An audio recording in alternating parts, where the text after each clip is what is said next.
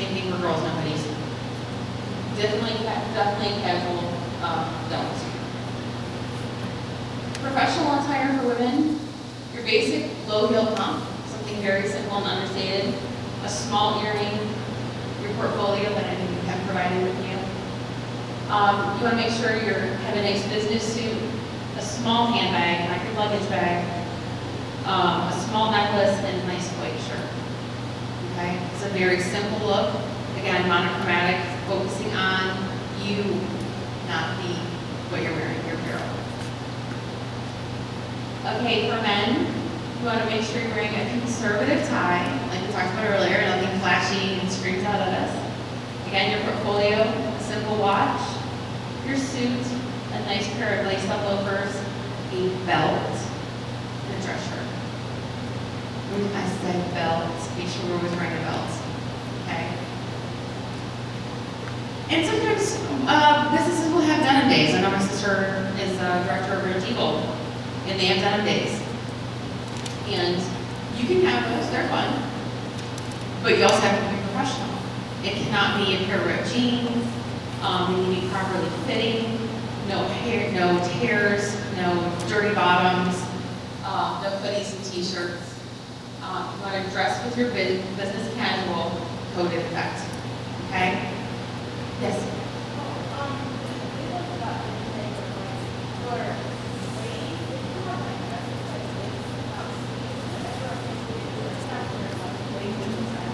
Generally blazers, joggers, something over the top of it. I have tons of cardigan sweaters. Because in the summertime, it's hot outside, but the air conditioning's on, and you have to have the shoulders covered up. Actually, anywhere I worked, even from junior retail up to now, there was no tank tops allowed, or sleeveless. It would always have to be to the shoulder over here. So again, if you're going to have a denim day, just make sure you are keeping it proper. All right, so that's what I have with that. What questions do you guys have? You guys have a lot of fabulous questions.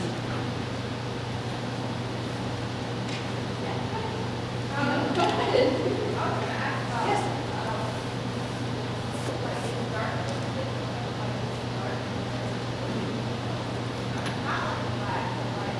Oh, no, it's fine. Again, you don't want it to be anything that's going to scream out above your personality. You want somebody to be able to focus on you, kind of like with jewelry and with perfume. You want it to be understated. So it's fine. You're working with it. It's really pretty. It's the advantages. Again, you still want something that is bright, and not to pick, but that color. There's actually lipstick that NARS makes, and it's that pink color. That would not be what you want to wear. So I don't have a Sephora in our store. Yeah, there's actually a NARS color. Yeah, and it's just like that. So, but it looks good on the right people, not on me, I'll tell you that. Go ahead. Absolutely. Because you want your personality to show, and that's really what it comes down to in an interview. It's you. It's your one time to shine. It's your one time to shout about why you should have that job. It's your time to tell them what you're great at and why you be an asset to that company. The last thing you want them to do is focus on your appearance or something else that's distracting them from you as a person. Any other questions? Yes.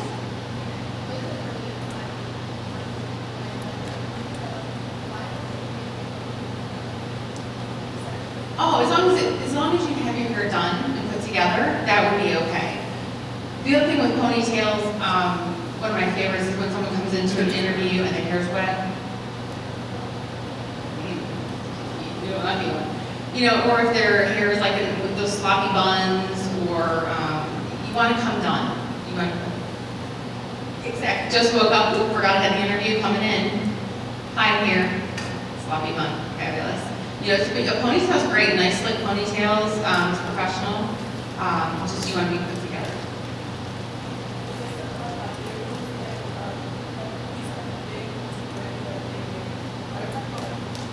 No. I'll give you a perfect example. I had someone come in for an interview, and cute girl, earrings, huge, bigger than yours. And they said man hater. I'm not lying, I can't make this stuff up, guys. So, think about what you're wearing. I was like, oh, you'll be perfect for us. And to really think about what you're wearing to an interview. Clearly didn't hire her, but that's the thing, you want to be appropriate. Yours are fine, yours are fine. No, keep going, that's great.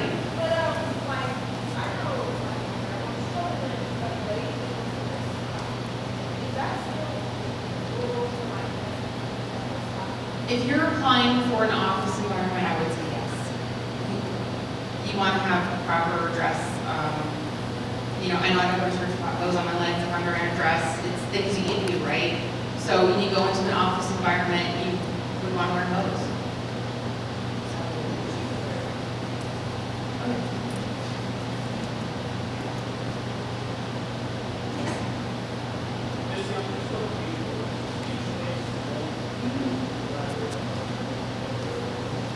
Yes, absolutely, thank you. What I'm talking about when you talk about tone in an interview is if I'm asking you a question, so why do you want to work for JCPenney? Seems like it'd be a great place to work. Oh my gosh, I love working with people. Please don't say you're a people person. I love working with people and it's so much fun and I see what you guys do and the store looks so nice and clean all the time. I just really want to be a part of it and I see what you guys are doing and energy. You want to see energy, you want to see enthusiasm, you want to see genuineness in your voice. But if you're constantly going, you're not really going to stick out. You're not going to show me that you have energy to do the position that you need. Yes. It's been said, it's been done, everybody's a people person. Everybody's a people person, then I get them on the phone and they don't say a word to a customer. So, just people person. What does that mean to be a people person? I'm friendly. So what else can you use? I'm friendly when I'm outgoing. I have an engaging personality. I smile all the time. Greet people. Right. I'm friendly. Those are the things that you want to say. Because what does it mean to be a people person? All of those things, right? Right. How about I research your company and a Fortune 500 company that excels in training and developing, and this is the place where I work well independently and work well in a team, and I'm sure that we both benefit at some point. Okay. It's more skill-based. Okay, anytime you can translate skills, call them competencies, when given a chance in an interview, is great. I'm a people person. It's not a skill. I mean, it's admirable, but it's not a skill. So, and by the way, research on a company that's important, that will lead you to answers like I just gave. Absolutely. And to that point, if you're going to interview for a company because they called you, don't feel entitled because you're not. They just called you because they saw something online about your resume. You now need to do that due diligence to find out about that company. So when you go into that interview, you're well versed. Because you're not going to get the position. You're just, I don't know anything about you, but you call me. That's not going to get you the job. We're talking about facial hair. Yes. Like, if it's like this all connected, okay. Like, I don't like to talk about that. But not. You're not talking like big old lamb chops, right? You're not talking like big old lamb chop. You're just talking about a little bit. Again, it would depend on the company that you're interviewing with. But the Fortune 500 companies, I wouldn't do it. What if it's just like this? Again, it depends. The story. If you get ahead, the boss doesn't like it. Unless you're super attached to it, grab the razor.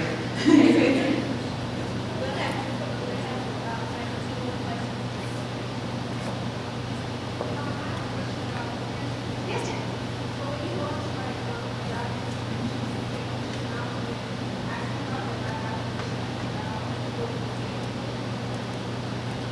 It depends on how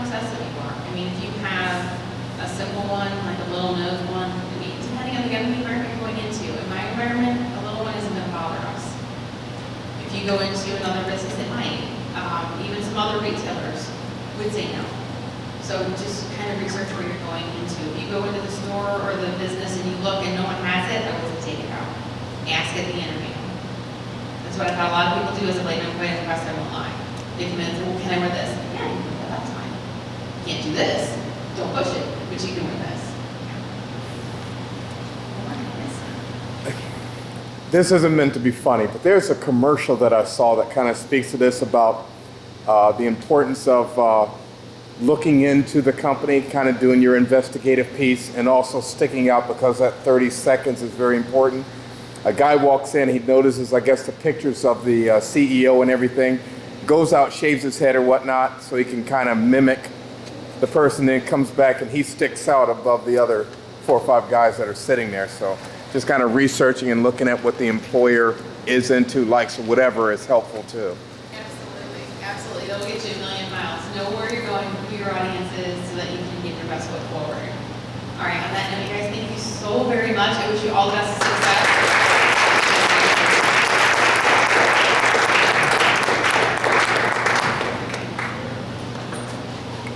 Okay, that was wonderful. You took almost all the words out of my mouth, Debbie. That was great.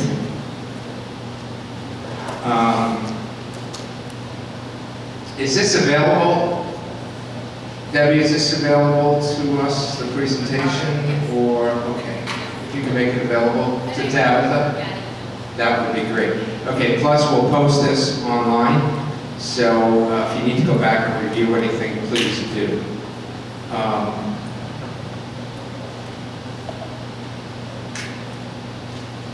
Interviewing is a skill. You can do so many interviews that you actually become a professional at it by learning what to do right and what to do wrong. That's in the verbal exchange, the back and forth part. The how you dress and how you look and everything, that's totally under your control. But certainly when you're ready, we will sit and talk about interviewing skills and tips and pointers and things that you can do. I just showed the new students, the new class, I showed them a job description for Goodyear. This is an actual job that some people have interviewed for. And it was an intern in the finance department. And it's a 2-page document that Goodyear publishes. DK's holding it right here. Thank you. So I will eventually have all of you take a look at it. But so I went through it and I started to point out keywords in here. I also wrote research Goodyear. So if you're going for a Goodyear interview, you want to go in and research the company. It tells you their description. Their description is their vision. They're giving you the vision of the company. They're telling you what they're all about. We manufacture our products in 52 facilities in 22 countries. We are forward-thinking innovators. We are industry leaders in new products. We take the latest advances in materials and technologies, and we embrace diversity. And we supply all employees with the resources they need to do their jobs. That's their mission statement. Then they go into the requirements of the job. It starts out with a 3.0 GPA. So we have a GPA requirement for a reason. It goes in and says the ability to complete more than one internship assignment prior to graduation. Maybe interested in global experience. Excel in project work. Getting things done. Okay, so problem solving and getting things done. Critical thinking is another way to put that. Fast learners, project management skills, detail-oriented, superior analysis, problem-solving skills, being able to self-manage, and good verbal and written communication or good interpersonal skills. They're telling you on here what they expect. and this is a job posting. So, and I analyzed this page and the next page, and I just kind of, because it came across as we were sending some individuals to interview, and I said, hey, this would be great to show the new students coming in. But eventually, when you go in for a job, and all the juniors and seniors have profiles right now. Those profiles are pretty much your resumes until you get into college and get some more work experience. But those profiles, anybody who can match their skills on those profiles to the skills that Goodyear's asking on this job description, you got a pretty good shot at getting the job. And then do all the other things right that Debbie was talking about, as far as dress and looking right. But if you can match your skills, let me say it again, to the skills in the job description, there's a pretty good chance you're going to get that job, or at least you're going to be considered in the final analysis. So we'll talk more about that as we get down the road. But definitely everything that Debbie supplied you with was right on. There was nothing I would correct. The only thing I would add is you can choose to make some choices that are outside what I would call typical guidelines, but you run the risk. And as long as you understand that you run the risk, then you're okay. If you have a question about it, please, you have a whole camp group here that can help you with. And if you don't feel like making a decision on your own, we can certainly guide you along. Okay? Great. Okay, with that shows the queue. Thank you. With that, Mrs. Bruner, I think you coming back up, and you're going to tell them what we're doing next.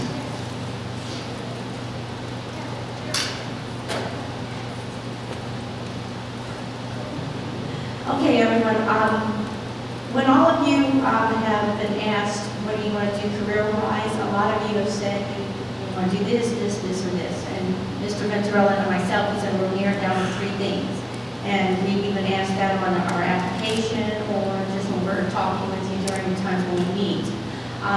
What we've done with those 3 choices that you've come up with and said that this is what you would like to do, possibly with a career or study in college, we've put them on a matrix, which we label like your first choice, second choice, and third choice. So each of you that are sitting here today, we have that idea. What we want to do is find out how we can help you out and what we can do. So, Mr. B, can you help me out with that? You were saying how we would. I think what we're going to do is you're going to start them off on getting their books and everything together. And then what we'll do is we'll just go down the list and pick out a couple students. You'll step over here, and we're just going to verify what your choices are. The reason this is so important is because obviously if I have a job description that I got from Goodyear and they're looking for a finance intern, it's a real stretch for me to send a nursing student to interview and get a job in finance in Timothy or Goodyear. If I have somebody in business, probably can make it work. If I have somebody in, even in some of the disciplines, accounting, marketing, maybe IT, it probably can work.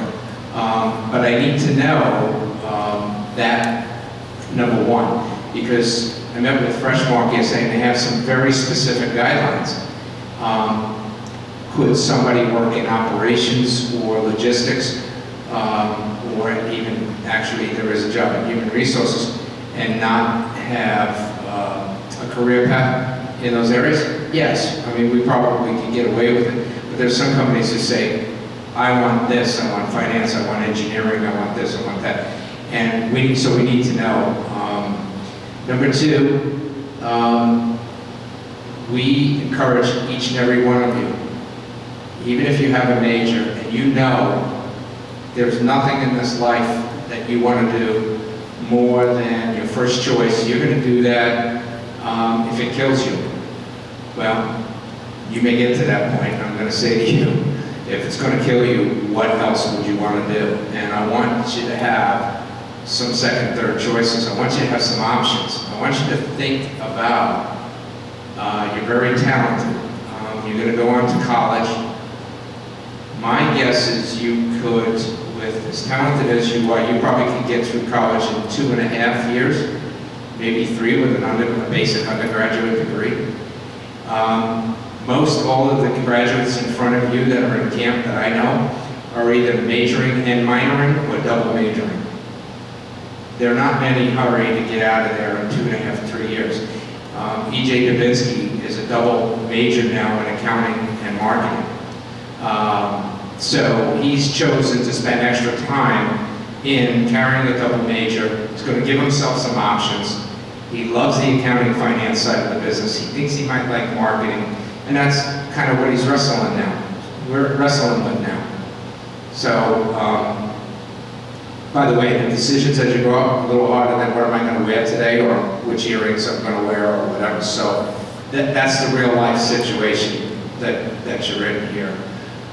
Third, we have leaders. Mr. LaRocca runs engineering. We need to know how many students Mr. LaRocca is going to have to work with. He has shadowing days. He takes, he's taking students to a special trip to Akron University to meet with engineering. He had a dinner, right? We had 9 or 10 engineering students. Same with healthcare, same with IT, same with education. So we need to know which buckets you fall into. So as our leaders come forward and say, I would like to work with the engineering students on X, Y, and Z. I would like to work with the healthcare students. I know right now, I just met with a detective from the Jackson County Police Department. There's 3 or 4 of you that are interested in criminal justice and forensics. I'm waiting for him to get back to me on what the options are. Good news, he knows somebody in the FBI in Stark County. He knows the head of the Jackson Explorers, so on and so forth. So that's the kind of thing, if we don't know about it, then I don't know what to look for. But, so that's the reason we need to know. You can change this at any time. And by the way, same way if you change your address, your phone number, or your email address, you need to get to Mrs. Brent immediately. We need to make sure, especially since most of you have equipment now that belong to camp, you're responsible to be in contact with us. And so, same thing with your major. If all of a sudden you wake up and you want to change it, it's in your best interest to come, tell Mrs. Bruner she'll change the sheet and we'll change our strategy with you, okay? All right, so you get them started on the next president, and I'll kind of pull them over here and we can just quickly go through it. We should have most, we filled out cards with Mr. Bruner, I think. The seniors did. We've entered all of that information, but we'll just double check, and I'll probably just take it straight down the line so we make sure we got everybody. How's that? Alrighty, the next part we're going to do is getting organized, and I have seen these binders come through, and some of you have been in camp from 2 years ago. Your binders are just exploding, and when we put them in the containers and I open it up to take them out, there's just papers everywhere, and I stuff them back in. I'm like, I don't know if that goes in Gina's, or I don't know if it goes into Natasha's. So what we're going to do with all that is any papers that you have, we'll start whatever row Mr. Venturella started, no, we'll start with the next row. What we're going to do is take those papers and make sure your bios are all lined up, so if you get all your bios together. Anything with all the guest speakers that we had, make sure all of those are together, because we have dividers over here, and we also have a little divider tabs they're going to put in there and label it guest speakers, or you can label it BIOS, bios. And then, if any of you need an extra, what is that, the pads, the notepads for your Padfolios, if you need one, you can take it today. If they run out over here, I still have some in my office, so please just let me know. I'll give them to you, okay? And also, there's extra notebook paper. So one of those other tabs is going to be marked notes. So then you can take some of that notebook paper, and it's already sectioned. I already counted off enough for you to take and then put a divider on top, then however you want to label it. Bio should go first, then your notes, because your notes will be in the back. Okay? So, also, there's 3-hole punches over here, so to make it easier, and it's the automatic one, so you don't have to press down or anything. You can just stick about 12 sheets and don't cram a whole bunch of papers in there and jam it, because one of them belongs to Ms. Talbert, and I don't want to hear Ms. Talbert say, you broke my staple machine or my 3-hole punch. I'm like, I didn't do it, it wasn't me. But I'm responsible for it, so please help me take care of it, okay? So I can return it in the same condition. So, let's see, Caleb, we'll start with you, and then you go Gabe and everybody else, okay? And if Bob, let's see. If Gabe, if you're not ready, then we'll just, or Caleb, then we'll just start. Anybody who's ready in that second row, please just start going up.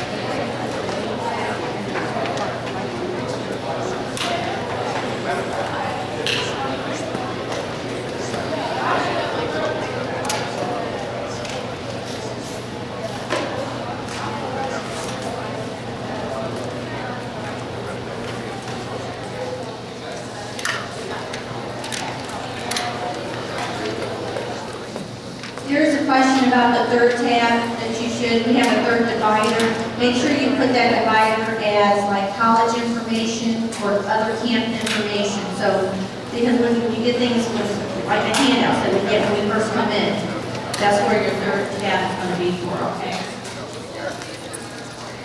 First one is bio, second is notes, and then the third one is like, camp, yeah, you can put